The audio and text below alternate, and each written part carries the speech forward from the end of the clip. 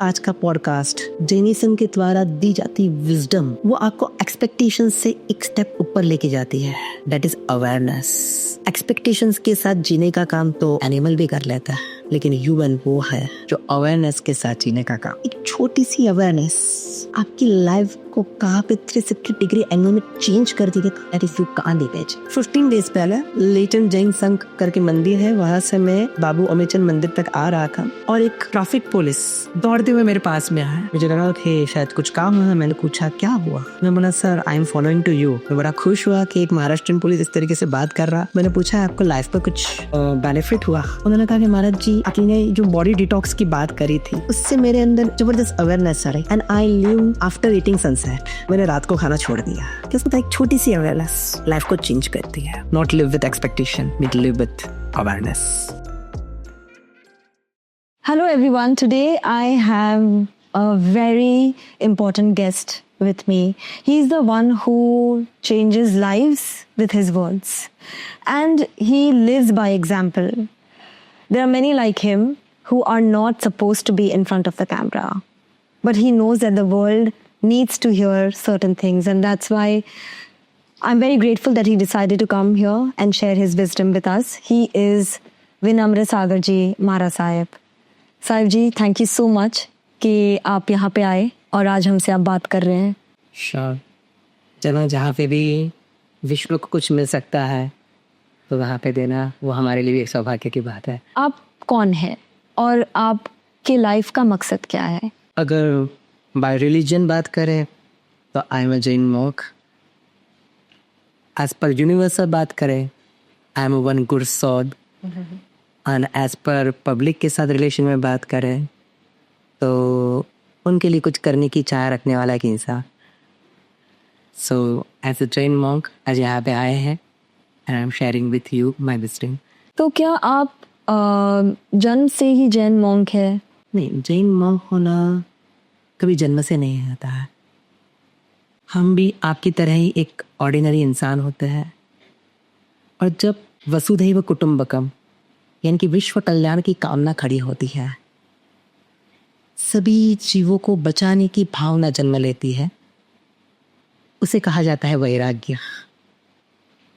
और वैसा वैराग्य संपन्न जब व्यक्ति बनता है तो फिर वो वो अंदर से तो मॉन्क फूड के अंदर आ ही चुका है।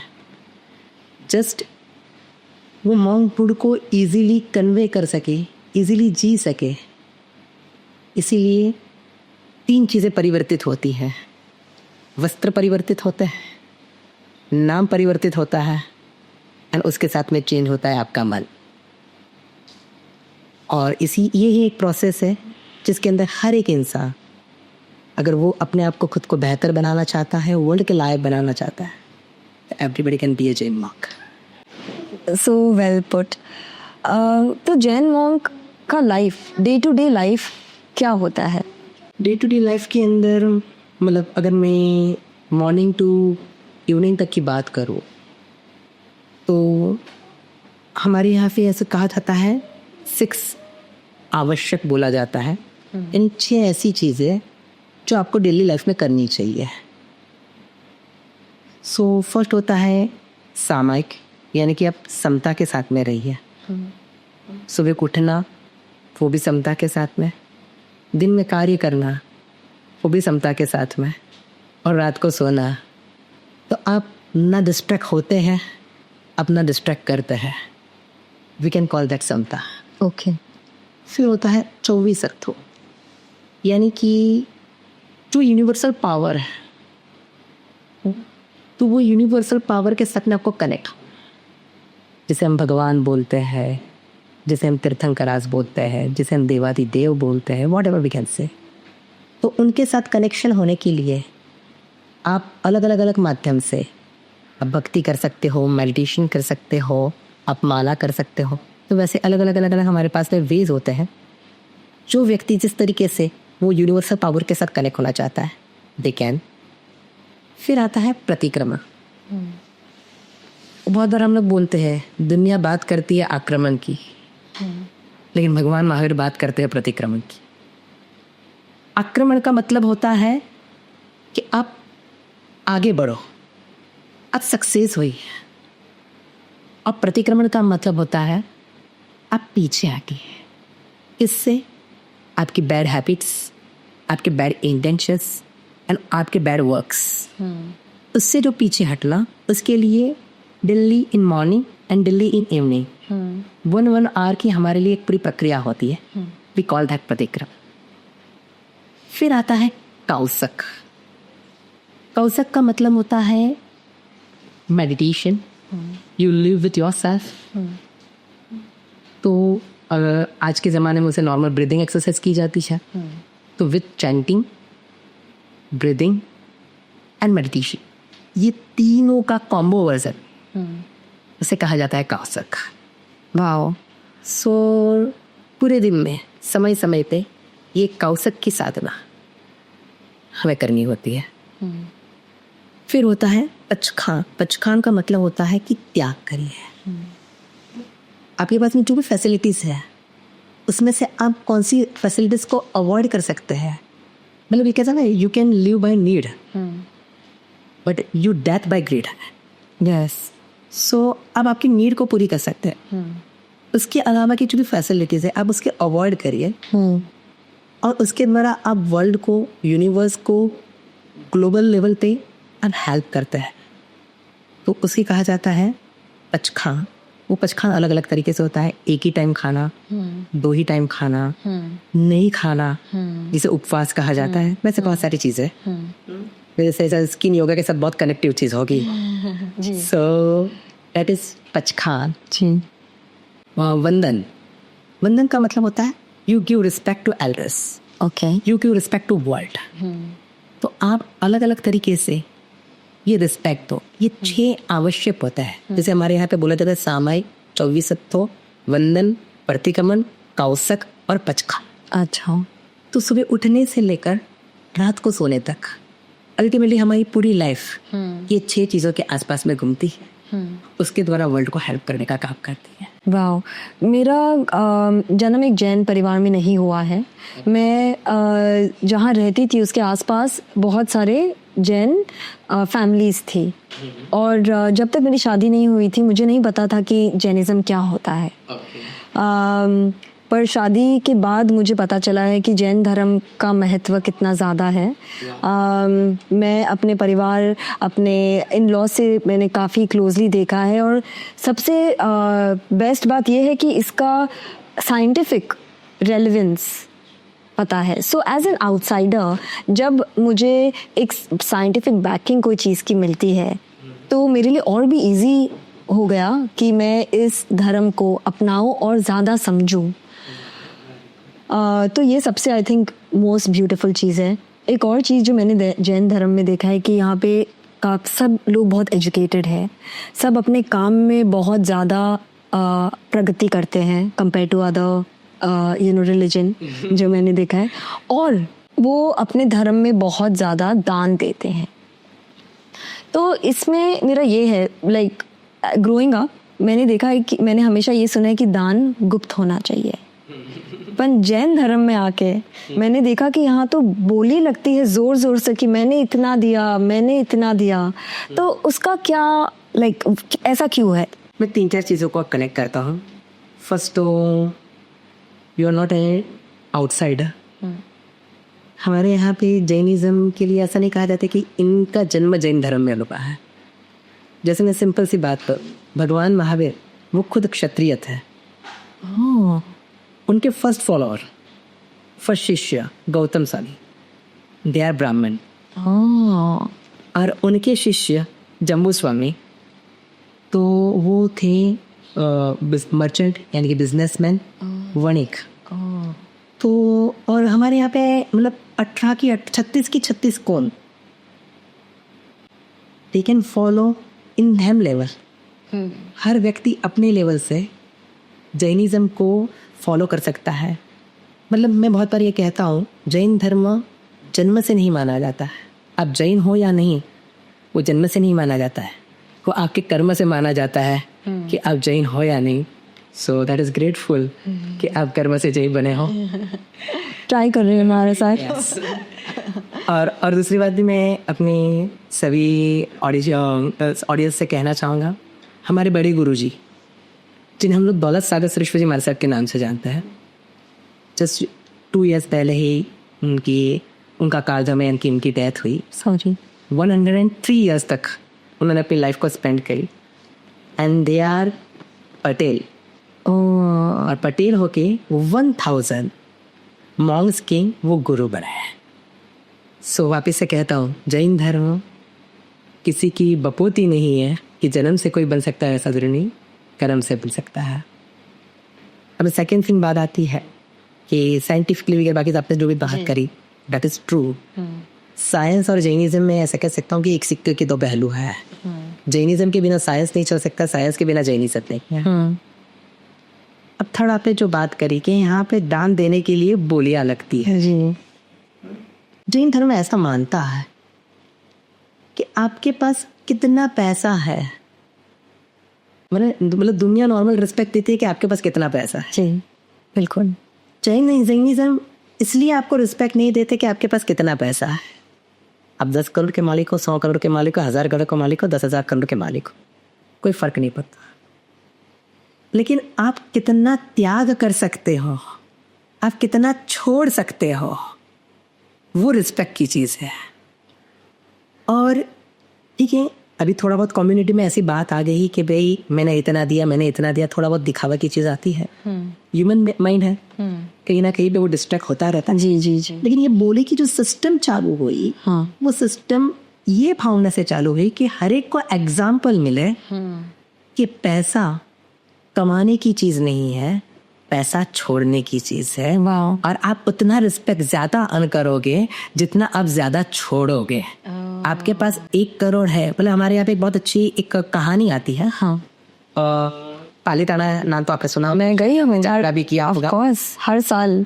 तो पालीताना में एक मंदिर बनाने की बात चालू थी, और मंदिर बनाने की बात चालू थी, और लगभग 100-150 बड़े बड़े उद्योगपति वहाँ पे बैठे हुए थे। आज से 700 years पहले की बात कर रहा हूँ। अच्छा। And this is the true story. अच्छा।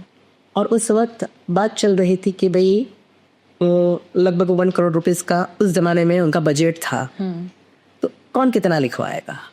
मतलब 700 years पहले के 1 करोड़, आई कैन अंडरस्टैंड कि आज के कितने हो सकते हैं। I know. तो उसमें किसी ने बोला भाई मेरे 1 लाख रुपीस लिखिए, मेरे 50,000 लिखिए, मेरे 40,000 लिखिए, मेरे 2 लाख रुपीस लिखिए। ऐसा चल रहा था। ये सही बात है। यस यस, सही की बात कर रहा हूँ। अल्टीमेटली ये सब चल रहा था।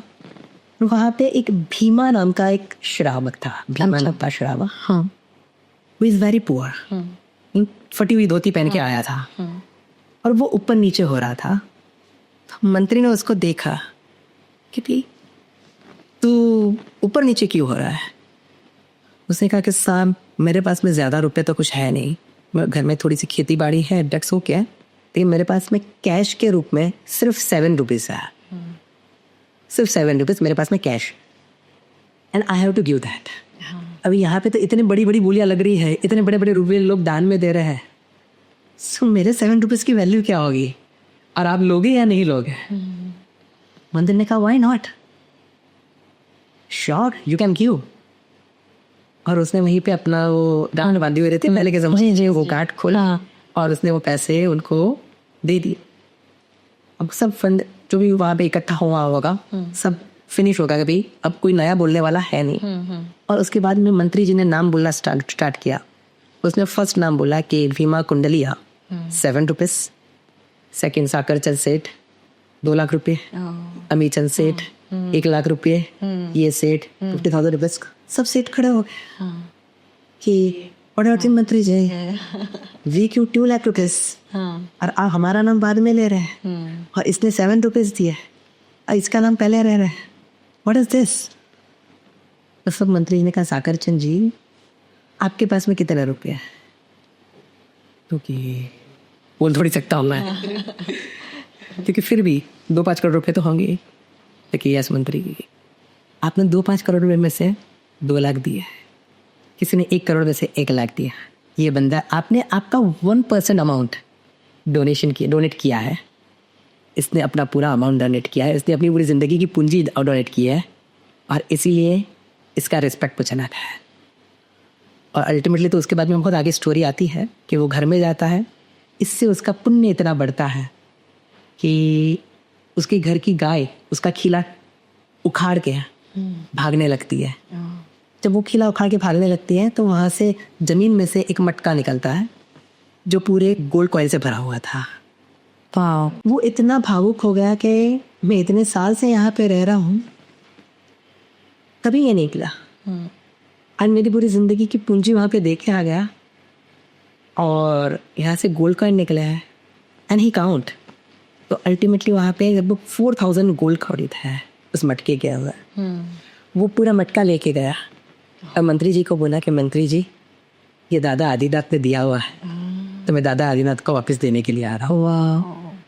दिस इज द स्टोरी कि भोग छुप के होने चाहिए, त्याग जाहिर में होना चाहिए। वाह। ये मैं एक कोर्स कर रही थी साहब जी, जिसमें था कि how to make money, how to earn money, उसका माइंडसेट क्या होना चाहिए। ये कोर्स था न्यूरो साइंस के बेसिस पे।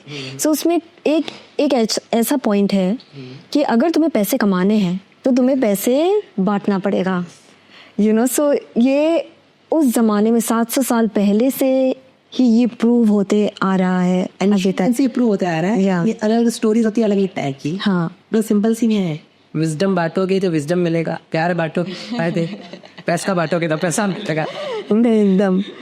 तो ये बताइए, एक जैन साधु के पास कितने पैसे होते हैं, कितने कपड़े होते हैं, कितने घर बार है? पूरी दुनिया उसकी है। एज पर जैन साधु, मतलब एक जगह पे मेरा एक फंक्शन चल रहा था, मतलब प्रोटेस्ट चल रहा था कुछ सब्जेक्ट को लेकर।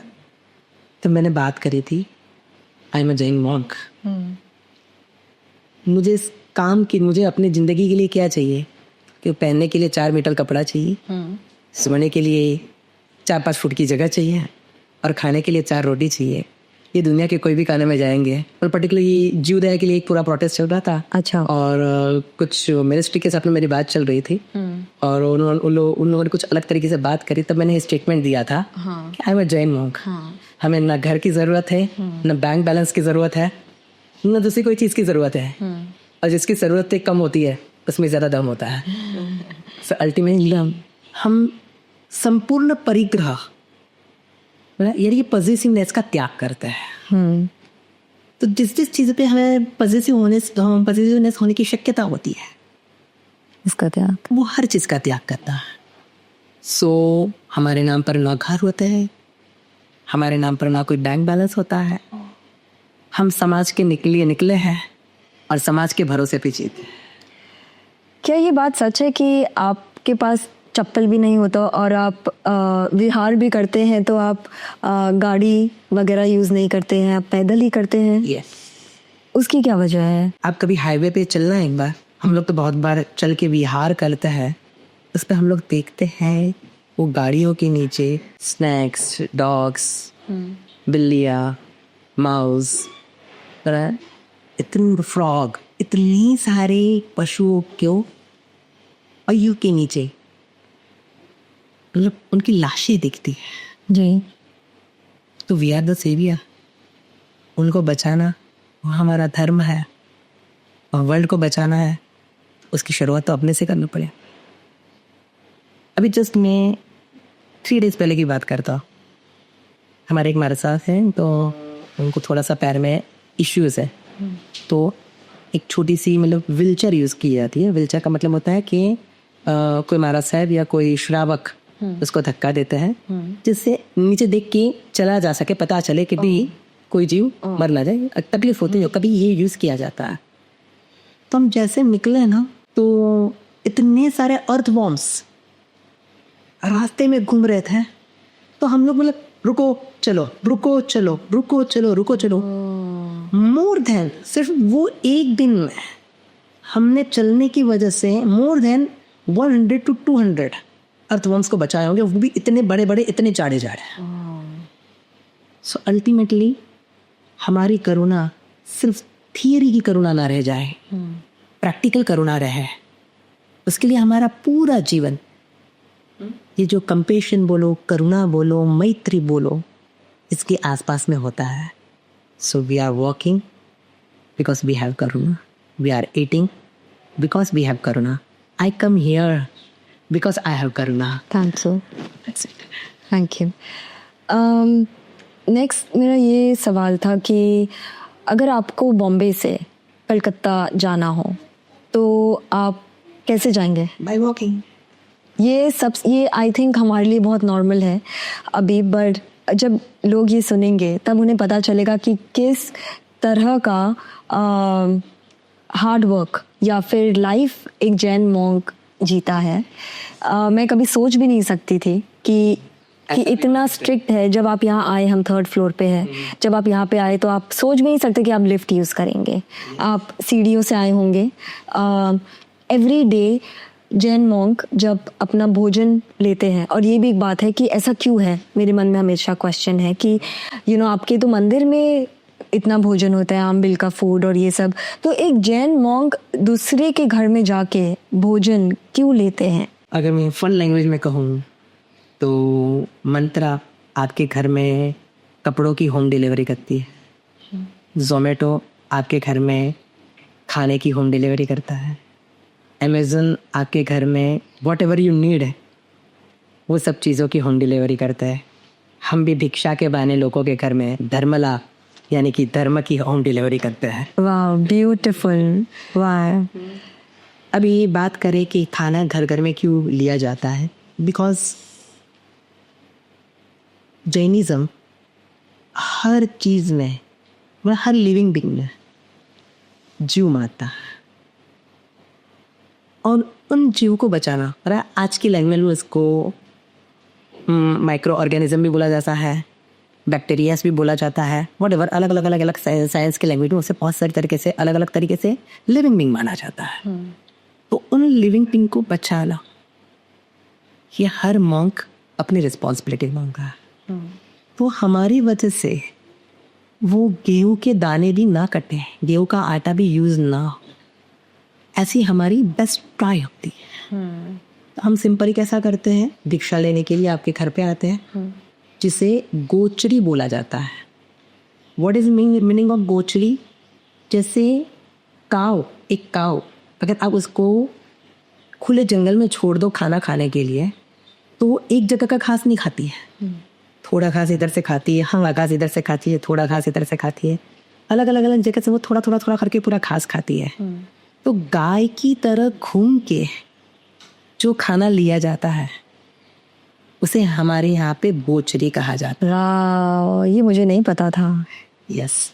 अब हम जब गोचरी जाते हैं, यानी कि आपके घर पे आए और आपके घर पे अगर आपने आपके लिए 10 रोटी बनाई है तो हम उसमें से 1 रोटी लेंगे, 2 रोटी लेंगे, जिससे आपको भी वापस ना बनाना पड़े और आपको एक स्पिरिचुअली हेल्प करने का लाभ मिले, आप धर्म की होम डिलीवरी को ले सको।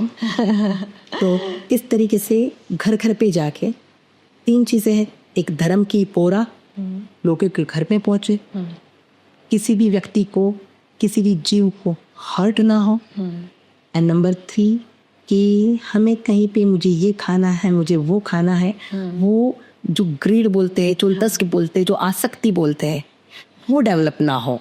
यानी एक चाणक्य नीति में बहुत अच्छी बात लिखी गई है, हारना तब जरूरी है जब लड़ाई अपनों से हो। जैसे अगर आप हस्बैंड वाइफ है, मदर इन लॉ और आप है, या आपके फादर या जो भी है, वट अगर हमारे जो भी नियरेस्ट है, हारना तब जरूरी है जब लड़ाई अपनों से हो, जितना तब जरूरी है जब लड़ाई अपने से हो।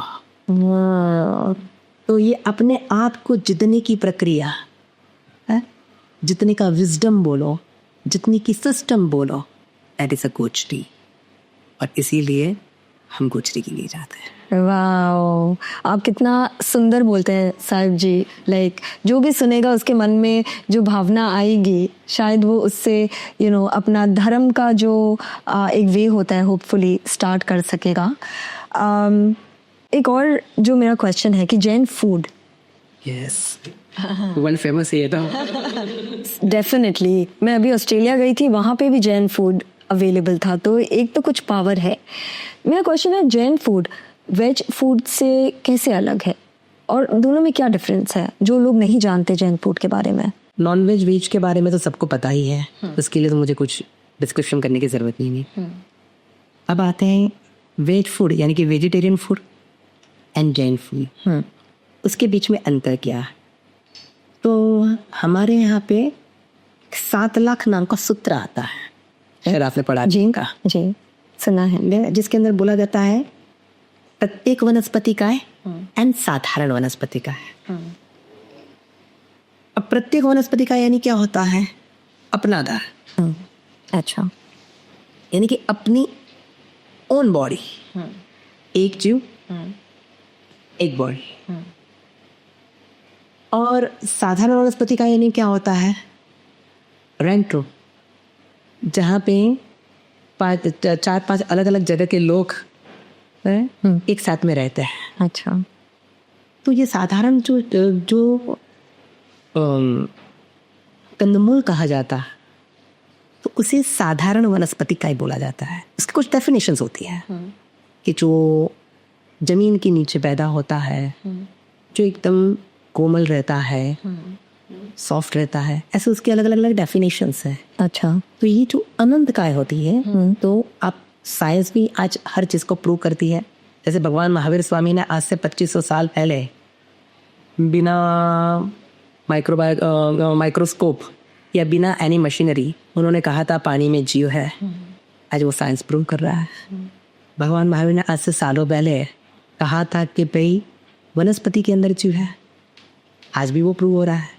भगवान महावीर ने आज से सालों पहले कहा था कि अर्थ यानी जमीन, मिट्टी, उसमें भी जीव है, तो आज भी वो सब चीज़ प्रूव हो रही है। नो डाउट अलग अलग साइंटिस्ट के नाम से, जैसे वनस्पति में जीव है जगदीश चंद्र बोस ने प्रूव किया, पानी में जीव है एक अलग साइंटिस्ट है, जमीन में जीव है अलग साइंटिस्ट है। उसी तरीके से भगवान महावीर ने आज से सालों पहले देखा था कि इंसान कम से कम लोगों को तकलीफ दे के भी जी सकता है। तो वी हैव टू ट्राई, हम ज़्यादा जीवों को तकलीफ ना दें। और इसीलिए ये अनंत काय का कंसेप्ट आया कि आप वो एक छोटी चीज़ के अंदर, जैसे कि आलू, बहुत सारे जीव होते हैं और आज साइंस भी वो चीज़ को प्रूव करता है। तो वो जो अनंत काय है उसको आप हार्म ना करें और उस तरीके से फूड रेसिपी क्रिएट हो। ये जैनों ने बहुत अच्छी तरीके से ध्यान रखा है। दूसरा आता है अभक्ष्य, यानी उसमें अनंत जीव नहीं है, लाखों करोड़ों अरबों जीव नहीं है, लेकिन वो खाने जैसी चीज़ नहीं है। 2 तरीके से, एक कि बहुत जीवों को डिस्टर्ब करके जो चीज़ बनी हुई है, बहुत सारे जीवों को डिस्टर्ब करके जो चीज़ बनी हुई है, तो उसे अभक्ष्य कहा जाता है, यानी नहीं खाने जैसी चीज़ें। जैसे बासी चीज़ होती है, तो जैसे वो चीज़ पड़ी रहती है, वो खाने जैसी थी लेकिन वो पड़ी रही, उसकी वजह से वो नहीं खाने जैसी हो गई। जैसे कि रोटी, अगर वो 24 घंटे 48 घंटे उसके अंदर हो जाता है, उसके बाद में कोई भी साइंटिफिक मशीनरी के साथ में आप उसको चेक करिए तो उसके अंदर हज़ारों बैक्टीरिया खड़े हो जाते हैं। तो अगर आप रोटी 48 घंटे के बाद अगर आप माइक्रोस्कोप के नीचे देखोगे तो उसमें बैक्टीरियाज हो जाएंगे। और ये जैन धर्म में बहुत पहले से कहा गया है कि 48 घंटे स्पेसिफिकली 24 आवर्स के बाद आप बनाया हुआ भोजन नहीं, एक रात बीत जाती है। अच्छा, उसके बाद में फिर वो चीज़ आपको यूटिलाइज नहीं करनी चाहिए। ओके। तो और वो सब चीज़ें जीवों को बचाने के हिसाब से भी आपकी बॉडी मेंटेन रहे, डिस्टर्ब ना हो, लंबे समय तक बिना रोक के चल सके, इसकी रीजन भी है। तो मतलब जैनिज्म का फूड ओनली दूसरों को हार्म करने से बचाने के लिए नहीं है। जैनिज्म का फूड आपकी खुद को भी हार्म करने से बचाने के, जैनिज्म की पूरी लाइफस्टाइल ही मैं बात कर। हाँ जरूर। मतलब सनराइज के बाद आपको खाना खाना है, सनसेट के पहले आपको खाना पूरा कर देना है। तो अगर जो व्यक्ति रात्रि भोजन का त्याग करता है, रात का खाने का त्याग करता है, तो easily gas problems, acidity problems वगैरह बहुत सारी चीज़ें, स्किन प्रॉब्लम्स और ऐसे बहुत सारी चीज़ों से वो इजीली अपने आप को सेव कर देता है। ज़रूर। तो मैं तो ये कहूँगा कि भगवान महावीर कितने दूरदर्शी थे, दीर्घदर्शी थे कि उन्होंने उस चीज़ को इजीली लाइफस्टाइल के अंदर आपके साथ में सेट कर दिया कि आप दूसरों को हार्म भी मत करो। और जैसे हमने बोला ना कि जो दूसरों को बचाता है वो खुद को तो बचाता है। तो अनंत काय और अभक्ष्य ये चीजें ना आए is equal to junk food. फिर उसको जितना हम उसको डिस्क्राइब करना चाहे उतना आप उसको डिस्क्राइब कर सकते हैं। इसमें एक बहुत इंटरेस्टिंग चीज़ है कि चीज़, हनी जैसी चीज़ें भी अभक्ष्य माने गए हैं और उसका सेवन नहीं करना चाहिए। तो उसकी क्या वजह है? जब दही खा सकते हैं, जो दही को बनाने में भी 24 घंटे लगते हैं, तो चीज़ और हनी का क्यों उपयोग नहीं कर सकते? हनी तो कितना नेचुरल है हमें। अब सिंपली आप कभी भी हनी लेने के लिए जाइए तो ये हनी बना किसके लिए है? हनी बी के लिए बना है। हनी बना किसके लिए है? हनी बी के लिए बना है। और हनी बी को हार्म किए बिना 99.99% आप हनी कभी गेन कर ही नहीं सकते। नंबर 1। नंबर 2, शायद हनी बी वहाँ से निकल भी गई है, लेकिन उसकी जो एग्स होती है वो तो 100% वो हनी बी का जो भी उसका जो घोंसला होता है, चीज़ होती है, उसके अंदर रहने ही वाला है। तो अल्टीमेटली आप वो हजारों लाख को हनी बी को खा रहे हैं, not only honey. So it's a non veg food, parallel to non veg. हम नॉन वेज तो नहीं बोलते हैं उसको, लेकिन पैरेलल टू नॉन वेज है, जहाँ पे मतलब जैनिज्म बहुत सिंपल मानता है, जहाँ पे दूसरों को हार्म हो अल्टीमेटली वो चीज़ आपको कहीं ना कहीं हार्म करेगी। जैसे परस्परोपग्रहो जीवाना, ये एक हमारे यहाँ पे सूत्र है कि भाई दुनिया एक दूसरे के साथ सहकार के साथ चलती है। मैं किसको बचा रहा हूँ, मतलब यानी कि हम नेचर को बचाते हैं। आज भी बोला जाता है ना, आप नेचर को बचाओ, नेचर आपको बचा रहा है। लेकिन आप नेचर को हार्म करते गए, आज ग्लोबल वार्मिंग आ गया, क्लाइमेट चेंज का प्रॉब्लम हो गया, वाटर का प्रॉब्लम्स आ गया। वाई? बिकॉज आपने नेचर को संभाला नहीं। जैनिज्म भी यही कहता है, आप अन्य जीवों को प्यार से बचाने की कोशिश करिए, यानी कि आप अर्थ को बचाने की कोशिश करिए, अर्थ आपको बचाने की कोशिश करेगा। श्योर। तो ये कहीं ना कहीं पे इन सब चीज़ों के पीछे हिंसा छिपी हुई है, और वो हिंसा ना हो वो जैनिज्म की एक कोर वैल्यू है। मेजरली अहिंसा के ऊपर ही आई थिंक पूरा जैनिज्म बेस्ड है। नहीं, मैं ऐसे कह सकता हूँ जैनिज्म की 3 मेन कोर वैल्यूज है। वन इज एन अहिंसा, जो यूनिवर्सल है, सभी को पता है। दूसरा है अनेकांतवाद, यानी पर्सपेक्टिव। आप एक चीज को कौन से पर्सपेक्टिव से देखते हैं। लगभग लोगों की आदत होती है अपने ही पर्सपेक्टिव से व्यक्ति को, सिचुएशन को, दुनिया को देखने का ट्राई करना। और इसीलिए पाकिस्तानी इंडिया को हिट करते हैं, इंडिया पाकिस्तान को हिट करता है। उनकी नज़र में हम गुनहगार हैं, हमारी नज़र में वो गुनहगार है। यह सिंपल ही परिवार के अंदर वाइफ अपने नज़रिए से सब चीज़ को देखती है, हस्बैंड अपने नज़रिए से सब चीज़ को देखते हैं, और इसीलिए दोनों के बीच में प्यार से और कभी धार से तो में होती रहती है। सो अल्टीमेटली इसका प्रॉब्लम कहाँ पे है कि आप उनका पर्सपेक्टिव नहीं समझते हैं, वो आपका पर्सपेक्टिव नहीं समझते हैं। When we will respect to other perspective, तो प्रॉब्लम आप सॉल्व हो जाएगा। The second core value is Anekantavada, and third core value यानी कि अपरिग्रह, कि दुनिया ग्रीड से नहीं, दुनिया नीड यानी कि मिनिमलिज्म से चल सकती है। So non violence, respect to other perspective and minimalism, this 3 are core value of Jainism. Beautiful. So जब पुरानी सभ्यताओं में इंसान मीट खाते थे, बिकॉज हमारा तो जन्म ही वैसे हुआ है, पुराने के घाट पे रहते हैं, जंगल में घूमते हैं, तो आज के धर्मों में इसे गलत क्यों माना जाता है? Good question. सिंपल सी बात कहूँ तो पहले मीट खाना कोई ज़माने में सर्वाइवल था, फाइटिंग, हंटिंग, और इसी के पीछे भागते रहे 24/7। वो उनकी ज़रूरत थी।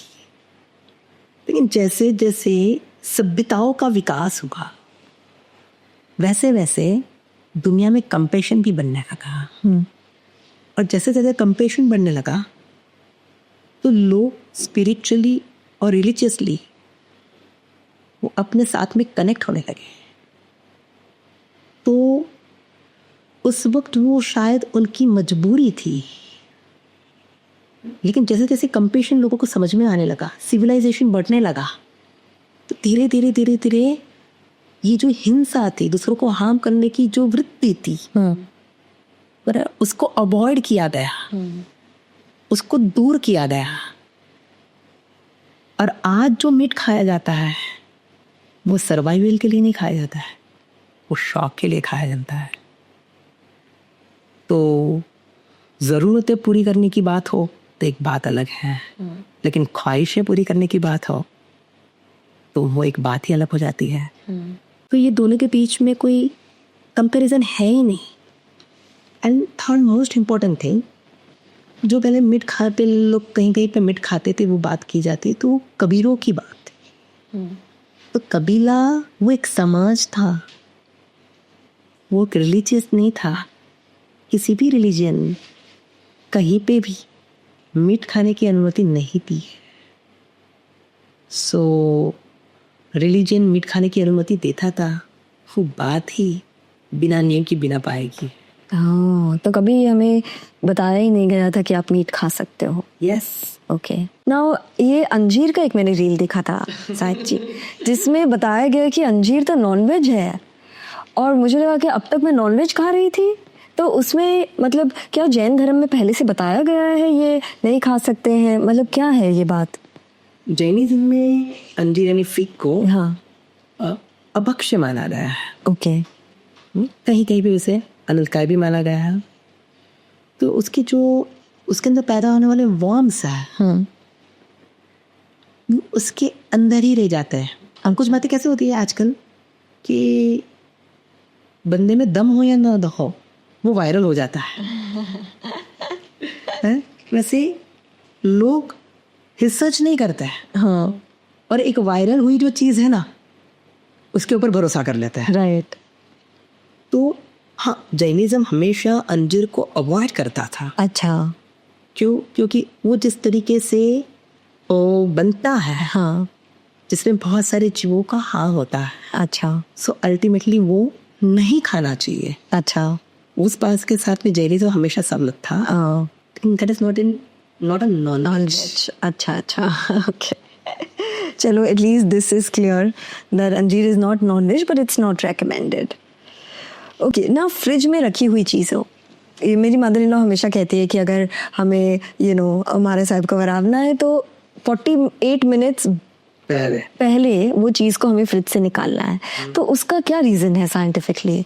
पहला नंबर की बात है कि फ्रीज में रखी हुई चीज़ अवॉइड करने की बात करते हैं, बिकॉज उसका जो वो तत्व है, उसका जो सत्व है, वो फ्रिज में रखने से पूरा हो जाता है। अच्छा। नॉर्मली रिसर्च कर लीजिएगा, फ्रीज के बाहर रखी हुई चीज़ आप खाइए, यानी कि नेचुरल चीज़ को खाइए, और जब उसको फ्रिज में रखने के बाद आप खाते हैं तो उसके द्वारा बॉडी को जो फायदा होना चाहिए ऑलमोस्ट नहीं होता। Number 1 thing. नंबर 2 थिंग, जब नेचुरल चीज़ रहती है ना, उसमें बैक्टीरिया कनेक्ट नहीं होता है। अच्छा, ओके। जब आप वो चीज़ को फ्रीज में रखते हैं then they connect with bacterias. Okay. और जो वो बैक्टीरियाज रहते हैं उनकी जो लाइफ होती है मोर देन 48 मिनट्स होती है। सो उन बैक्टीरियाज की जीवों को हार्म ना हो, नंबर 1 थिंग। नंबर 2, अल्टीमेटली आपकी हेल्थ को हार्म ना हो। एंड नंबर 3, आप आर्टिफिशियल खाने की जगह पर नेचुरल स्वाद के साथ, नेचुरल खाने के साथ जुड़े रहिए, तो जिससे आपकी सेहत, आपकी सात्विकता, आपका मन, इन सब को लाभ हो सके। इसीलिए जैनिज्म में फ्रिज का खाना अवॉइड किया जाता है। Wow, okay. एंड जैन धर्म में उबला हुआ पानी ही रेकमेंड किया गया है। क्यों? क्योंकि आपने आई थिंक पहले बताया कि उसमें पानी में जीव होता है, ये बात एस्टैब्लिश्ड है और हम किसी जीव को नहीं। यस, और आज तो पूरा साइंस बोलता है, कोई भी डॉक्टर के पास में जाओ हाँ। तो अल्टीमेटली वही बोलेगा कि भाई आप गुनगुना पानी पिए। इवन कोरोना के अंदर लोगों ने सुबह सुबह बॉइल्ड वाटर पीने की आदत सो डाल दी थी। सो उबला हुआ पानी, मैं ये कह सकता हूँ, ये सिर्फ एक जीवों को बचाने की बात नहीं रही, अल्टीमेटली एक बहुत बड़ा साइंस है। अच्छा। जो आपकी हेल्थ को प्योरीफाई करने का काम करता है, आपकी हेल्थ को हेल्प करने का काम करता है। और बहुत सारी जगह पर अलग अलग सिचुएशंस के अंदर बॉइल्ड वाटर आपको हेल्प करता है। So Sanji, in Jain धर्म, why do we drink boiled water? उसे उबाल के क्यों पिया जाता है? उसकी अलग अलग वजह है। फर्स्ट अगर हम लेते हैं तो बहुत सारे माइक्रोबैक्टीरियास अगेन, तो उनको ज़्यादा हार्म ना हो, क्योंकि हर सेकेंड में वहाँ पे बैक्टीरियाज पैदा होते रहते हैं, तो लाख करोड़ों की संख्या में बैक्टीरियाज हार्म हो सकते हैं। तो अगर हम बॉइल्ड वाटर पीते हैं तो सिर्फ 1 टाइम उनको हार्म होता है। उसको पूरे मतलब 9 घंटे तक फिर उसमें बैक्टीरिया वापस पैदा नहीं होता है। तो उस तरीके से फर्स्ट रीज़न ये है कि आपको बॉइल्ड वाटर वापरना चाहिए। आयुर्वेद भी कहता है अगर आपको आपके पेट को क्लियर रखना है, आपको हेल्दी रहना है, आपको फिट रहना है, सो बॉइल्ड वाटर इज नेसेसरी। आज के साइंस के हिसाब से बात करें कि अगर हर जगह पर आपके लिए टैप वाटर अवेलेबल नहीं रहता है तो बॉइल्ड वाटर ही आपके लिए एक रिसोर्स है जो आपकी हेल्थ को भी अच्छा रखता है। आयुर्वेद तो चिक चिक के बोलता है उष्णोदकम औषधम, कि गर्म पानी वो शरीर के लिए एक दवाई से कम नहीं है। एंड जैनिज्म के हिसाब से मैं लास्ट में बात करूँ, मतलब अभी चलो मैं आज के साइंस के हिसाब से बात करूँ तो डायरिया, कॉलेरा, ऐसे बहुत सारी डिसीज है जिन सबसे बचाने का कारण ये बॉइल्ड वाटर करता है। और सबसे इम्पोर्टेंट अगर जैनिज्म के हिसाब से बात करें तो जो पानी प्राणहीन है वो पानी पापहीन है। तो अल्टीमेटली बॉइल्ड वाटर, आप बॉइल्ड वाटर पी के आप अपने हेल्थ को भी हेल्प करते हो और माइक्रोबैक्टीरियाज को भी हेल्प करते हो। Okay, wonderful. और जैन धर्म में एनिमल प्रिंट्स, एक बार मैंने एक्चुअली कहीं शॉपिंग गई थी और मैंने गलती से शर्ट ले लिया जो मुझे बहुत अच्छा लगा, पर उसमें एनिमल प्रिंट था। मेरे घर में तो बोला कि ये तो हम लोग यूज़ ही नहीं कर सकते हैं, तो मैं बोला ये तो खाने पीने की चीज़ नहीं है। तो जैन धर्म में एनिमल प्रिंटेड चीज़ों का भी यूज़ नहीं किया जाता है, उसके पीछे क्या वजह है? ये एक एनर्जी साइंस है। ओके। जैसे कह समझिए कि आप एक टाइगर की प्रिंट वाला आप टी शर्ट लेके आए, तो टाइगर में से या टाइगर के फोटो में से भी वाओ, आपको अल्टीमेटली नफरत, क्रोध और हिंसा की एनर्जी आए। तो हमारे यहाँ पे एंशियंट्स से नेगेटिविटी को किस तरीके से आप रोक सके, उसके लिए उस मुद्दे पे बहुत जोर दिया गया है कि पॉजिटिविटी कम होना तो एक बार चल जाएगी, लेकिन नेगेटिविटी ज़्यादा बढ़ ना जाए, उसका ख्याल आपको 100% रखना है। तो ये जो बैड एनर्जी जो अब एनिमल प्रिंट्स आती है जिसमें से हिंसात्मक भावना पैदा होती है, तो वहाँ से बैड एनर्जीज क्रिएट होती है। अच्छा, और तो सर जो अगर फेरी का पिक्चर हो या अच्छे बटरफ्लाई, सुंदर बटरफ्लाईज का पिक्चर हो तो वो अलाउड है? अभी उसको हम दूसरे तरीके से देखते हैं। अच्छा, अगर आपकी फोटो ली किसी ने और आपकी फोटो पर लात मारना चालू किया, हमको क्या फील होगा? अच्छा नहीं। आपको अच्छा लगेगा? बुरा लगेगा। वाई? आपकी फोटो तो है। तो अल्टीमेटली जब एक बटरफ्लाई फोटो को आपके पैरों तले, मतलब आपने उठा के कहीं पे फेंक दिया, राइट, आपने वॉशिंग मशीन में धोने के लिए डाल दिया, फिर बोले ओ ये बटरफ्लाई बराबर धुला नहीं है, राइट। सो अल्टीमेटली एक में से बैड एनर्जी आती है, एक में आपकी बैड एनर्जी जाती है। समझ गई। तो अल्टीमेटली एनिमल प्रिंट्स को ही आपका माइंडसेट डिस्टर्ब ना हो, आपका माइंडसेट एक सिस्टमेटिक तरीके से रन हो सके, उसके लिए अवॉइड करना चाहिए। मतलब जहाँ पे हिंसा की भावना आ सकती हो या जहाँ पे हमारी हिंसा की भावना जा सकती हो, जहाँ से बैड एनर्जी आ सकती हो, जहाँ पे हमारी में से बैड एनर्जी जा सकती हो, तो सभी चीज़ों को अवॉइड करने के लिए एनिमल प्रिंट्स वाली कोई भी चीज़ों को अवॉइड करने का हमारे वाओ, अमेजिंग। और उपवास का क्या कॉन्सेप्ट है जैन धर्म में, या सिर्फ क्या ये सिर्फ भोजन संबंधित है कि इसमें कुछ मेंटल और स्पिरिचुअल अवेकनिंग का भी साइंस है? उपवास तो सुपर साइंस है। फर्स्ट में थोड़े मॉडर्न उपवास की बात करता हूँ, फिर हमारे एंशियल उपवास की बात करता हूँ। मैं आजकल मैं बहुत बार प्रवचन में बोलता हूँ, आप बहुत अलग अलग तरीके से उपवास कर सकते हो। जैसे कि आप डिजिटल उपवास कर सकते हो, 1 डे विदाउट फोन आपको रहना है। तो जो भी आपका लाइफ का डिस्टर्बेंस है ना, बहुत इजीली सॉल्व हो जाएगा। फिर कहीं पे कंजम्पशन उपवास की ज़रूरत है। आजकल कंजम्पशन इतना बढ़ चुका है, अब कोई भी चीज़ को दे, मुझे ये चाहिए, मुझे ये चाहिए, आई वॉन्ट इतना बढ़ चुका है। वन थिंग आप डिसाइड करिए, आज मैं वर्ल्ड को दूंगी, हमें वर्ल्ड को दूंगा, वर्ल्ड के पास से मुझे कुछ लेना नहीं है। थर्ड है इको उपवास। आज जो पूरा नेचर है, नेचर के पास से हम सब लेते जा रहे हैं, यानी नेचर को बिगाड़ते जा रहे हैं। तो 1 डे डिसाइड करिए, नो प्लास्टिक यूज, इको उपवास करिए। आप पर्यावरण को और नेचर को डिस्टर्ब ना करिए। मुझे था ही आप उपवास की बात करेंगे शायद। सो ये सब उपवास आज के मॉडर्न वर्ल्ड के अंदर बहुत जरूरी है। डेफिनेटली। अब बात करते हैं एंशिएंट उपवास की। तो बहुत सारे लोगों ने उपवास को सिर्फ खाने के साथ में कनेक्ट कर दिया। अभी फास्टिंग 1 डे आपको फास्टिंग मतलब खाना नहीं है, 2 डेज आपको खाना नहीं है, 3 डेज आपको खाना नहीं है। उपवास एक सपोर्टिव सिस्टम है जो आपको सोल के साथ कनेक्ट करती है।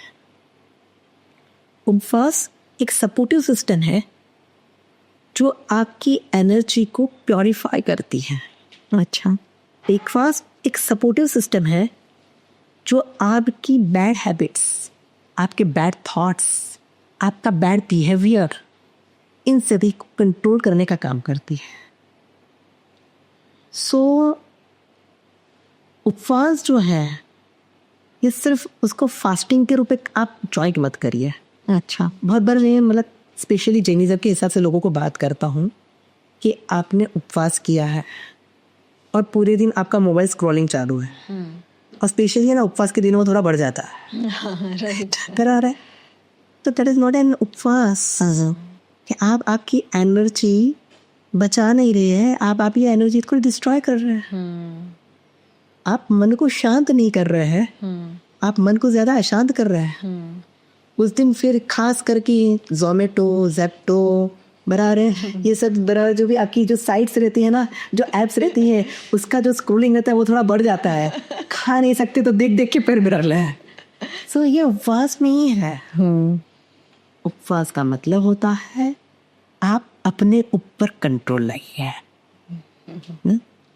तो हम लोग बहुत बार ऐसा कहते हैं कि भाई लंबे समय तक उपवास करने से ज्यादा जो खाने के ऊपर कंट्रोल लाता है वो बड़ा तपस्वी है।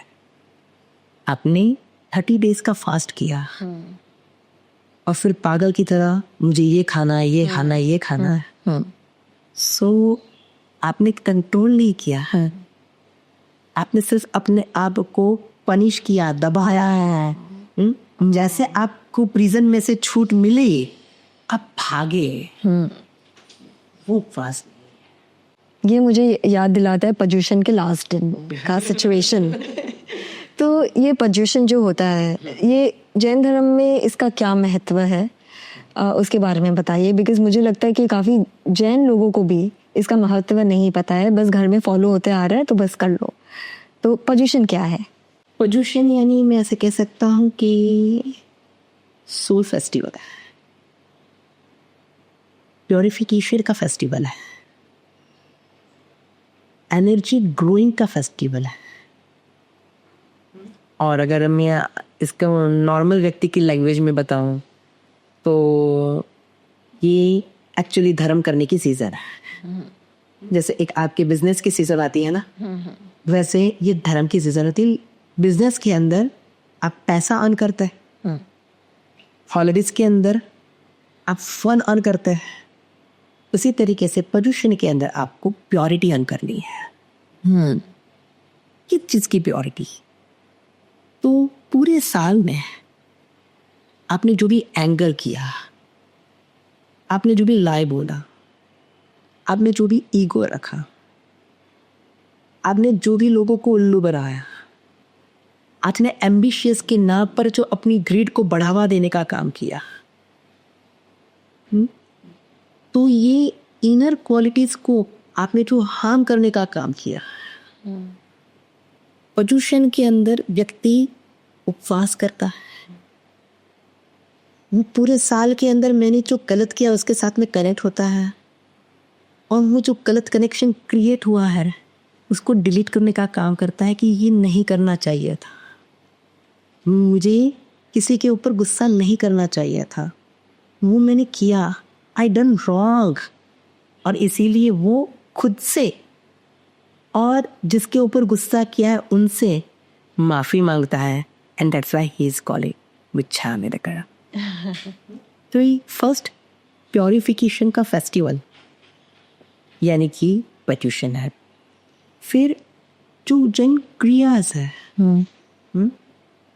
जैसे क्रिश्चियन है उनके लिए प्रेयर बहुत इम्पोर्टेंट गिना जाता है। जिस मुस्लिम्स हैं उनके लिए नमाज बहुत इम्पोर्टेंट गिनी जाती है। जैसे ही हिंदूज हैं उनके अंदर अलग अलग मत पंथ संप्रदाय है, वह तो वो अपनी पूजा को बहुत इम्पोर्टेंट देता है। इसी तरीके से जैनिज्म में प्रतिक्रमण उसको बहुत इम्पोर्टेंट दिया जाता है।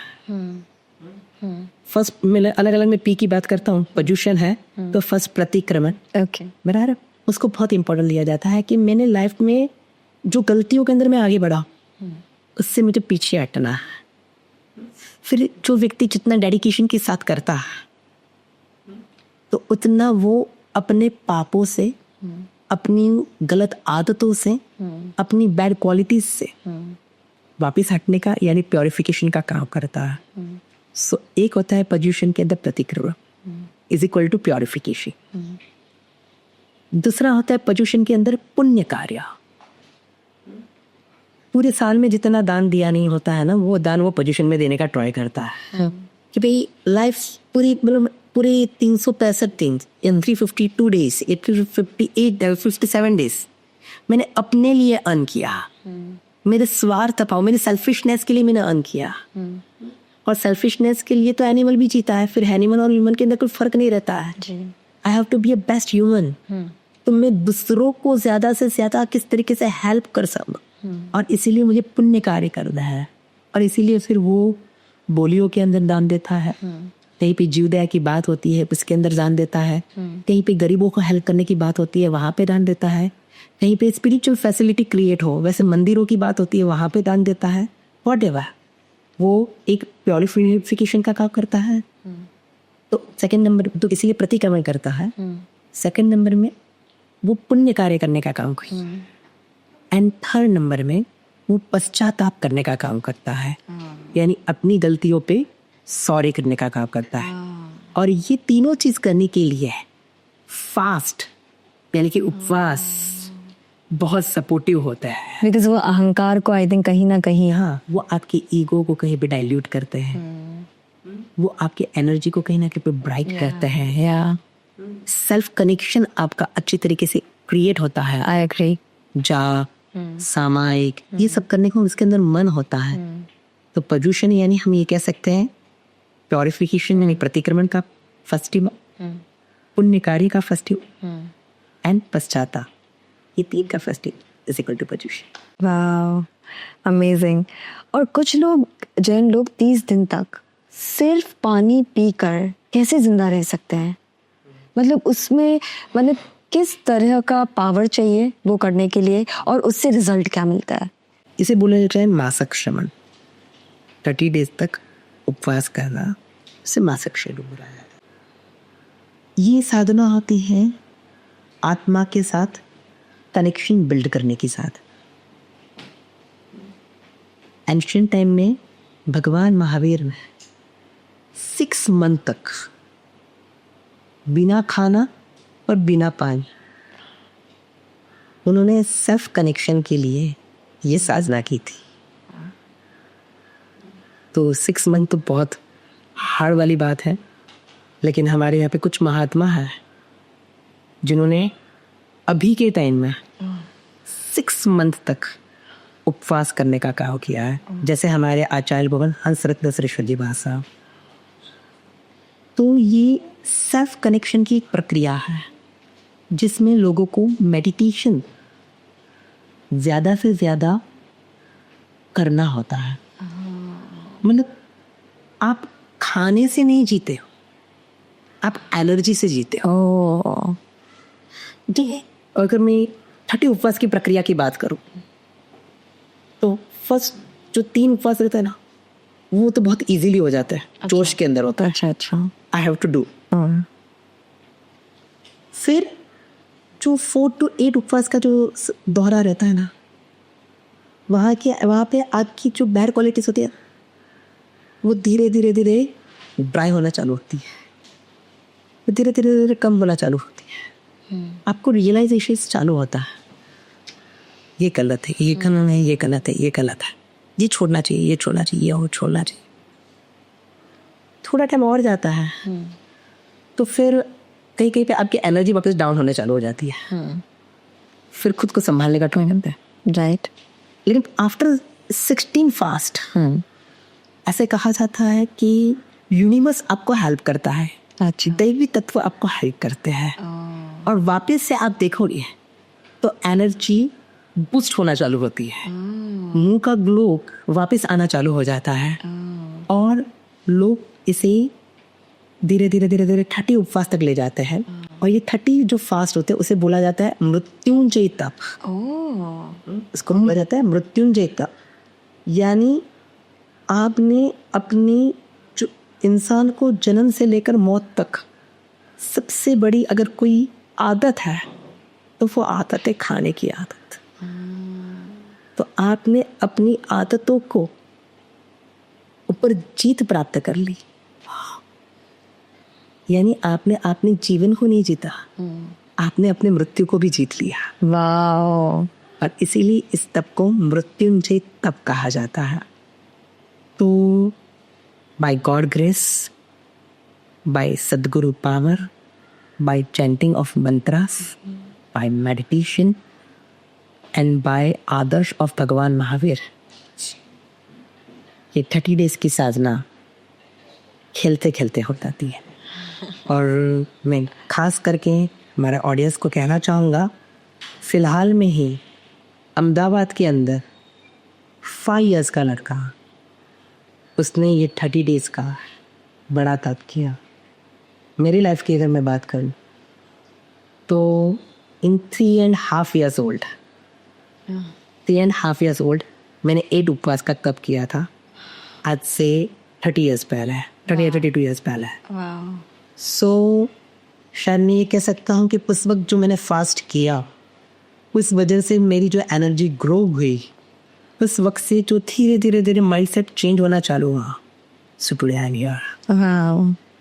This is not only fasting, this is one energy changing process. If you are flowing in flow, अगर आप उस फ्लो के साथ में फ्लो होते हो तो 100% आप अपने जीवन को भी जीत सकते हो और आप अपनी मृत्यु को भी जीत सकते हो।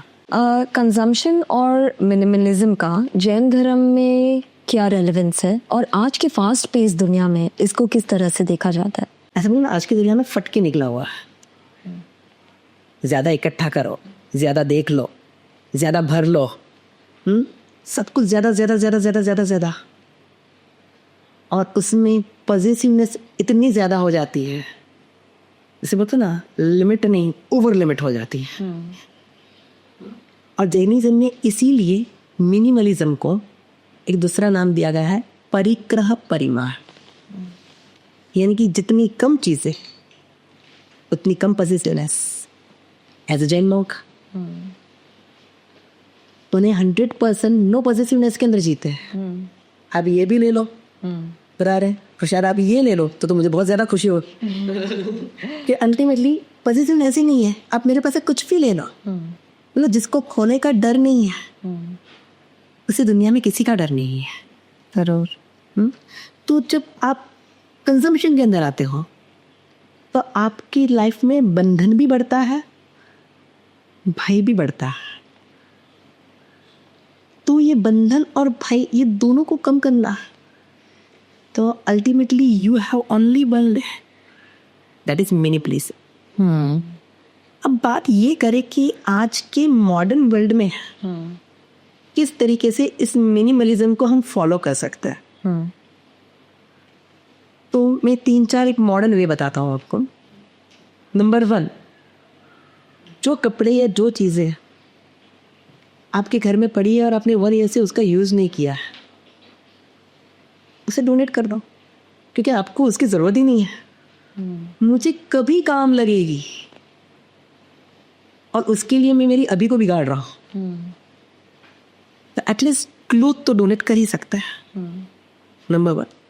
नंबर 2, इकट्ठा करने की आज माइंडसेट, इकट्ठा करने का माइंडसेट इतना बढ़ चुका है। गाँव भर की एप्स आपने डाउनलोड करके रखी है, अपने मोबाइल से आता है, शायद ये ज़रूरत पड़ जाए, शायद ये ज़रूरत पड़ जाए, शायद ये ज़रूरत पड़ जाए। अगर सिर्फ एक खाना मंगवाना है, उसके लिए कितनी एप्स होगी आपके पास? 4। बराबर। हर चीज़ के लिए आपके पास में ऑप्शंस हैं। तो एटलीस्ट जो एप्स की आपको नीड नहीं है उसे अनफॉलो कर दो। कम से कम उतना भाव बिगड़ना तो कम हो जाएगा। नंबर 3, अवेयरनेस के साथ आप कोई भी चीज़ को खरीदो। जैसे आप अगर कोई भी चीज़ ले रहे हो, जस्ट आस्क टू योरसेल्फ, क्या मुझे इस चीज़ की ज़रूरत है, या सिर्फ मैं वहाँ गई, मुझे अच्छा लगा और इसलिए मैंने ले लिया। शायद आपके घर के अंदर, आपके वार्डरोब के अंदर ऐसी कई चीज़ें होगी, सिर्फ आपको अच्छा लगा और आपने उसको कंज्यूम कर दिया, जबकि आपकी ज़रूरत नहीं थी। तो फर्स्ट, कोई भी चीज़ खरीदने के पहले पूछो क्या इसकी मुझे ज़रूरत है। सेकंड चीज़ पूछो कि ये मेरा ज़रूरत है या ये मेरा शौक़ है। क्योंकि ऐसा बोला जाता है कि ज़रूरतें तो भिखारी की भी पूरी होती है और ख्वाहिशें तो बादशाहों की भी अधूरी रहती है। सो अल्टीमेटली अगर वो आपकी ज़रूरत है तो आपको लेना है, आपका शौक़ है तो आपको अवॉइड करना है। शौक़ की भी ज़रूरत है, तो ये ज़रूरत वाला शौक़ अवॉइडेबल है या नहीं, दैट यू कैन थिंक। तो एक्सपेक्टेशन के साथ जीने की जगह पर अवेयरनेस के साथ जियोगे तो कंजम्पशन की जगह पर आप मिनिमलिज्म आ जाएगा। एंड अल्टीमेटली इतना बोलूँगा, जितनी लाइट चीज़ों के साथ की ज़िंदगी रहेगी उतना लाइट आपका माइंडसेट रहेगा। तो माइंडसेट को लाइट करना है या टाइट करना है वो हमको डिसाइड करना है। That's true. Okay. और जैन साधु जो होते हैं वो अपने इंद्रियों पे इतना कंट्रोल कैसे कर सकते हैं? लाइक ये समझ के बाहर है। लाइक मतलब किस तरह का आपको पढ़ाई करना पड़ता है या जीवन जीना पड़ता है, उसके बाद आपकी इंद्रियां आप कंट्रोल में लाते हैं, कि पहले आपकी इंद्रियां कंट्रोल में होती है उसके बाद आप जैन साधु बनते हैं? और फिर मैं सिंपली आपकी लैंग्वेज में कहने का प्रयास करूँ तो स्विमिंग सीखने के बाद आप पानी में जाते हैं या पानी में जाने के बाद आप स्विमिंग सीखते हैं? पानी में जाने के बाद मैं स्विमिंग सीखती हूँ। पानी में जाने के बाद मैं स्विमिंग सीखते हैं। तो मॉन्कहुडनेस जो रहती है, जब उसके अंदर एक साधु प्रवेश करता है, एक मुमुक्षु आत्मा प्रवेश करता है, मॉन्कहुडनेस यू कैन अंडरस्टैंड, तो एक ओरा काम करना चालू करती है। अच्छा, कि इसके अंदर मॉन्कहुडनेस नहीं है। हाँ। और फिर एक प्रोसेस पूरी होती है कि हजारों जन्म से हम बाय विश हमने हमारी जिंदगी जी है। मैं क्या देख, बच्चे से लेकर बूढ़े तक हर व्यक्ति क्या बोलते हैं, I want this is my wish. और एक विश को फिनिश करने की कोशिश हुई है। ऑलमोस्ट एक इंसान खुद फिनिश हो जाता है। विश को फिनिश करने की कोशिश में एक इंसान खुद फिनिश नहीं होता, और उसकी जगह पर हम इंद्रियों को कंट्रोल करने की बात ही नहीं करी जाती हमारे यहाँ पे। हमारे यहाँ पे कंट्रोलिज्म को इतना इम्पोर्टेंस नहीं दिया गया। हमारे यहाँ पे इम्पोर्टेंस दिया जाता है कि आप आपकी सोल को कंप्लीट करो, और वो कंप्लीट करते करते करते करते कब आपकी इच्छा कंप्लीट हो जाती है वो आपको खुद को भी पता नहीं चलता।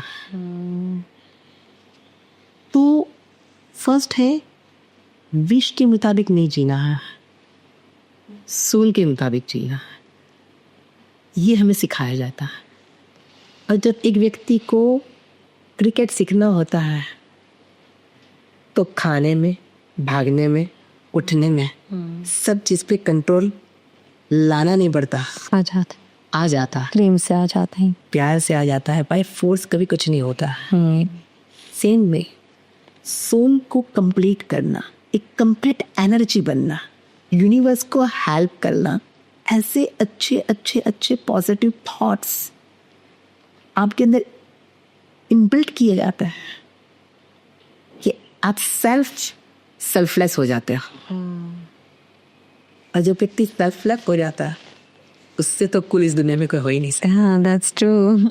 जैन साधु अपने इंद्रियों पे इतना कंट्रोल कैसे बना लेते हैं? कैसे होता है कि कंट्रोल बनाना नहीं पड़ता, कंट्रोल आ जाता। सिंपल वे में जब कोई एक व्यक्ति क्रिकेटर बनना चाहता है तो उसके सोने, बैठने, उठने, दौड़ने, खाने पीने हर चीज़ में कंट्रोल आ जाता, क्योंकि उसको क्रिकेटर बनना। तो जो वर्ल्ड को पीस देना चाहता है उसको कंट्रोल लाना नहीं पड़ता, उसको कंट्रोल आ जाता है। जब कोई व्यक्ति अपने विश को फिनिश करना चाहता है उसमें भी अगर कंट्रोल आ जाता है, तो जब व्यक्ति अपनी सोल को कंप्लीट करना चाहता है उसमें तो कंट्रोल कौन से लेवल तक आ सकता है जिसकी हम लोग कल्पना नहीं कर सकते। और जो विश रहती है ना वो सिर्फ सेल्फ तक रहती है, और जो सोल कंप्लीटेशन रहता है ना वो सेल्फलेस बन के आता है। अब सेल्फलेसनेस किस तरीके से हमारी लाइफ में आती है? बहुत सिंपल तरीके से आता है। जैसे हम लोग सिर्फ एक क्लोथ रखते हैं, एक जोड़ी कपड़ा हमारे पास में रहता है, तो हम हमारे जो टच ऑर्गन है उसका उसके अंदर मास्टरी कर लेता है। कोई नखरे नहीं, कोई कलर नहीं, कोई उसकी स्मूथनेस नहीं, नथिंग एट ऑल। जो है जैसा है पहन लिया, दैट्स इट। बाय लिमिटिविटी हम हमारी टंग पे मास्टरिंग करते हैं। खाने में नो चॉइस और खाने के लिए नो वॉइस। फिर एज पर कहीं से भी गुजरो, कहीं से भी जाओ, सुगंध या दुर्गंध कोई फर्क नहीं पड़ता। एक तरफ कचरा पेटी हो और एक तरफ खुशबूदार फूल हो, तो दोनों के लिए एक समान वृत्ति, एक समान नजर, वो हमारे नोज के ऊपर कंट्रोलिंग ला देती है। Respect to all gender only by love. आप हमारे लिए एक स्त्री नहीं हो, आप हमारे लिए एक सोल हो। तो एज पर जागृति बहन के रूप में हम आपके साथ में बैठे नहीं हैं, एक श्राविका के साथ में, एक सोल के साथ में, एक भगवान महावीर की फॉलोअर के रूप में हम आपके साथ में बैठे हैं। तो आई बिगड़ने का कभी सवाल ही नहीं आता। है सबसे इम्पोर्टेंट कि जो शब्द है ना, वो शब्द एक शक्ति है। तो हमारे यहाँ पे वो शक्ति कहीं पे आपकी अशक्ति न बन जाए, और इसीलिए एक परिशह यानी कि एक प्रकार की तकलीफ, तो तुम 22 टाइप्स के परिशह, अच्छा, यानी 22 टाइप्स की तकलीफ साधु को सहन करनी चाहिए। ये हमें सिखाया जाता है to be a pure soul. Okay okay. उसमें एक परिशह आता है, वचन परिशह, यानी कि कोई अगर आपकी बहुत प्रशंसा कर रहा है तो वो आपको प्रिय नहीं बन जाता, और कोई शायद आपको गाली दे के चला जाए तो वो आपके लिए अप्रिय नहीं बन जाता।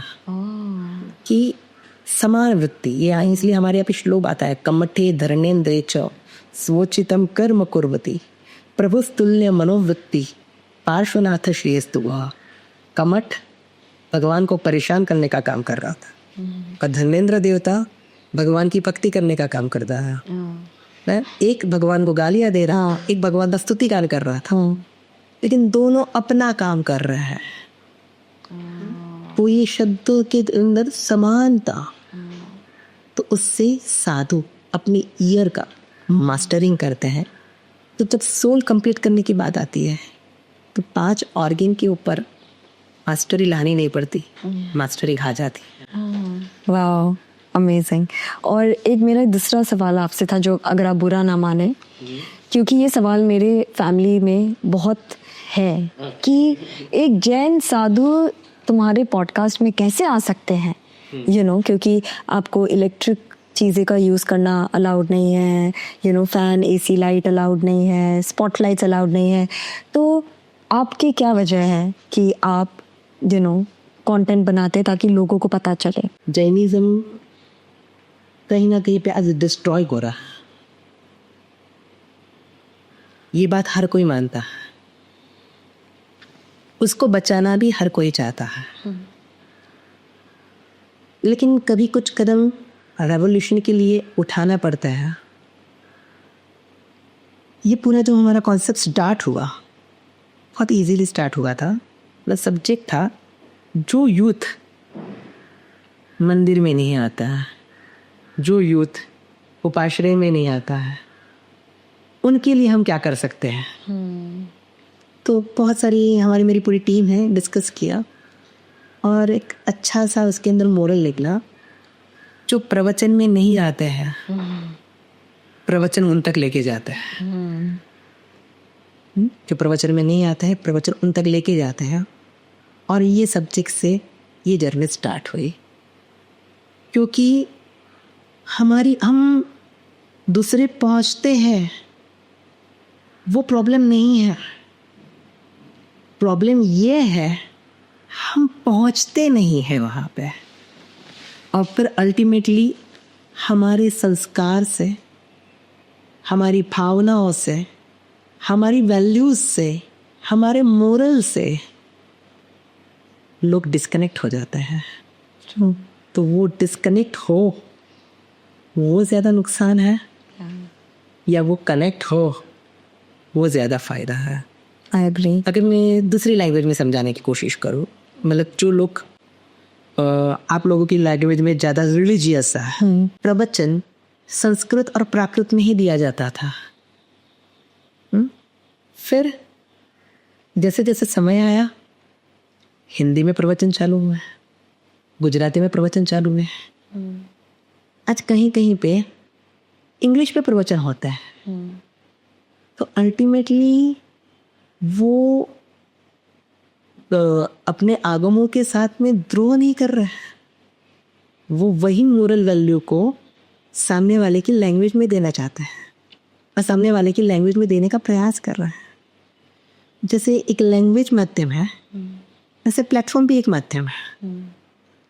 और यहाँ उसके अंदर भी हमारे वडीलों के द्वारा कुछ ही मॉन्क्स को जो पब्लिकली कनेक्ट हो सकते हैं उनके लिए छूट दी जाती है। अच्छा, नॉट फॉर ऑल। ओके, तो इसके लिए भी आपको परमिशन लेना पड़ता है? इसके लिए भी हमने हमारे वडीलों की परमिशन ली, they given permission and after that we are doing this because Jain धर्म को सजाना भी है तो जैन धर्म को बचाना भी है। नहीं, ज़रूर। और अगर आपकी बातें लोगों तक नहीं पहुँचे तो उनको पता ही नहीं चलेगा कि वो क्या मिस कर रहे हैं, क्योंकि काफ़ी चीज़ जो फैमिलीज़ में जनरेशन में बोला गया है, जैसे मदर अपने सन को बोलते हैं, सन अपने डॉटर को बोलते हैं, वो लॉस्ट इन ट्रांसलेशन होता जा रहा है। एक्चुअली तो प्रॉब्लम क्या पता है, मतलब मैंने तो बहुत फेस किया है, जो शायद आपके घर में भी वो बात होगी कि हमारे यहाँ पे जो मम्मीज होती है स्पेशली वो मैजिकली धर्म समझाती है, ये तुझे करना है। हाँ जी। क्यों करना है? उसके लिए तुझे मेरे साथ में बहस नहीं करनी है। हाँ, अगर वो तू मेरे साथ में बहस कर रही है तो तू क्या है कि भाई तू बवंडर करने वाला व्यक्ति है। इस टाइप का कहीं ना कहीं पे मेथड हो गया है और इसके कारण बहुत सारा यूथ आज धर्म से इरिटेट हो जाता है। Right, because they have to just follow. या वाई? आपको पूछने का अधिकार नहीं है। जबकि जैन धर्म की शुरुआत ही बाय क्वेश्चन हुई है। गंधर्वों ने तीर्थंकर प्रभु से क्वेश्चन किए और उसकी जवाब के अंदर भगवान ने उन्हें लॉजिकली समझाया। तो मैजिक का जमाना पूरा हो गया है। आज का जो मॉडर्न जमाना है या आज का जो युग है वो लॉजिकली समझाने का युग है कि आप जो भी कर रहे हो वो क्यों कर रहे हो और वो सामने वालों को समझने का हक है। Right, I agree with you completely. तो वो लॉजिकली जैनिज्म लोगों तक पहुंचे, इसीलिए कुछ लॉजिकली वे के अंदर आगे बढ़ने की कोशिश की है। Thank you so much.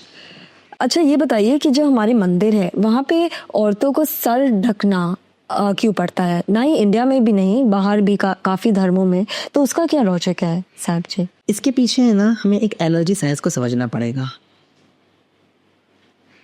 कि वर्ल्ड के अंदर, मैं पूरे ऑल ओवर वर्ल्ड के होता है कि जो भी सिर ढकने की प्रक्रिया है वो एंशिएंट टाइम से सभी धर्मों के अंदर है। राइट, क्योंकि उसके पीछे चक्रास, इसका एक बहुत बड़ा रीजन है। जो एनर्जी फ्लो होती है, यानी कि आप अगर देखोगे पहले के ज़माने में तो हर पुरुष भी सिर पे पगड़ी पहनता था, टोपी पहनता था। जी। आज भी आप मिलिट्री में जाओ, आप पुलिस में जाओ तो वहाँ पे कैप इज कंपल्सरी। किसी भी पुलिस को, किसी भी मिलिट्री मैन को आप बिना कैप के नहीं देखोगे। वाई? I don't know. चलो मैं आपसे पूछता हूँ, पता नहीं मुझे, आई डोंट नो। तो वो उनका जो बैलेंस लेवल है, उनकी जो एनर्जी है, जब वो लोग ओवर वर्किंग करते हैं, ओवर थॉट प्रोसेस में आते हैं, एक प्रेशर में आते हैं, तब उनकी एनर्जी बाहर निकलने चालू होते हैं, तो एनर्जी वेस्ट होती है। ओके, वो जो एनर्जी है वो बैलेंस हो, वो बाहर ना निकल जाए, बराबर। तो और इसीलिए जैसे कि मंदिर में जाते हो तो वो एनर्जी का एक बिग सेंटर है। बिग सेंटर के अंदर आपके पास एनर्जी एकदम बस्ट होकर आने चालू हो जाएगी। तो फिर उसको करना क्या? तो उसको बचाने के लिए ये सिर पे ढकने की प्रक्रिया हमारी चालू थी। ओके। और इसी को आज हर धर्म में फॉलो किया जाता है। पर मेन को क्यों नहीं मंदिरों में? पहले के ज़माने की बात करें आज भी अगर कहीं भी आप पूजा पूजन में जाते हो, फिर आप गए पे हो, तो मुकुट पहनाया जाता है।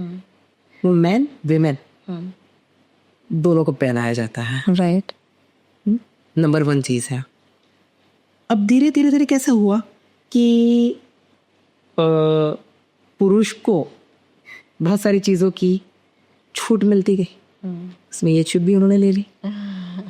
लेकिन पर्टिकुलरली हमारी क्या अटेंशन टेंशन जो आइडिया है उसमें पहनना एनर्जी के लिए, वो मैन हो या विमेन हो, ओके, ये दोनों के लिए कंपल्सरी था। Thank you. सो साहब जी, आपके मन में कोई ऐसी बात है जो आप चाहते हैं कि हमारे ऑडियंस तक पहुंचे? सो प्लीज़ आप उनसे कन्वे करिए।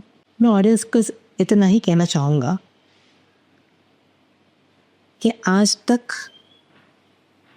एक्सपेक्टेशन के साथ हमने ज़िंदगी बहुत निकाली, बचपन से लेकर लाइफ के लास्ट तक हम भागते रहते हैं हमारे एक्सपेक्टेशंस को फुलफिल करने के लिए। लेकिन आज का पॉडकास्ट या जैनिज्म के द्वारा दी जाती विजडम, वो आपको एक्सपेक्टेशंस से एक स्टेप ऊपर लेके जाती है। That is awareness. एक्सपेक्टेशंस के साथ जीने का काम तो एनिमल भी कर लेता है, लेकिन ह्यूमन वो है जो अवेयरनेस के साथ जीने का काम। तो whatever you are doing, you are eating, you are wearing something, your screen time, your mobile time, your fun time, हर चीज कहता जस्ट बी अवेयर।